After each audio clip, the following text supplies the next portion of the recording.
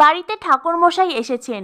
পূজারিনী trophy হাতে ওপরে যেতে চায়। তখনই পূর্ণিমা পূজাকে বলে, তুমি এখন কোথাও যাবে না, এখানে কিছু কথা হবে, সেই কথাগুলো তোমার শোনা জরুরি।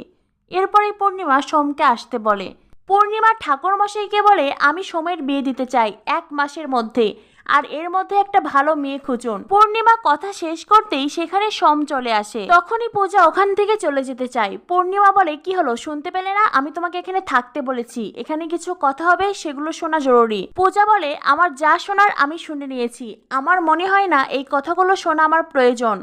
পূর্ণিমা বলে, হ্যাঁ তোমার প্রয়োজন আছে, কারণ আমি সোমনাথের বিয়ে দেব, আর এই বিয়ের সমস্ত দায়িত্ব তোমাকে নিতে হবে।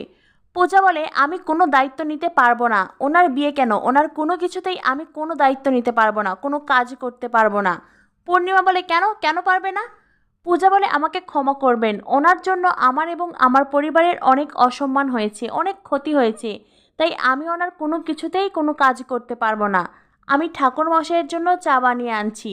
এই বলে পূজা রান্নাঘরে চলে যায়। পূর্ণিমা বলে, ঠাকুর মশাই আমার সোমনাথের জন্য ভালো একটা মেয়ে খুঁজুন, এই মেয়েটার মতন নয়, সবচাইতে সেরা মেয়েটাই আমার সোমনাথের জন্য খুঁজুন। আর আপনি সোমনাথের ছকটা দেখে বলুন তো শুভ কোনো দিন আছে কিনা। তখনই ঠাকুরমশাই সোমের ছক দেখে বলে, বিয়েটা কি এখনই হওয়া জরুরি? পূর্ণিমা বলে, কেন, কি হয়েছে, কোনো সমস্যা?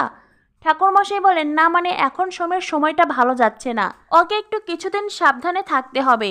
আমি কি শিব মহারাজ ওদের ছকটাও দেখে দেব? পূর্ণিমা বলে, মহারাজের ছক দেখার কোনো প্রয়োজন নেই, আপনি বরং শিবের ছকটা দেখতে পারেন।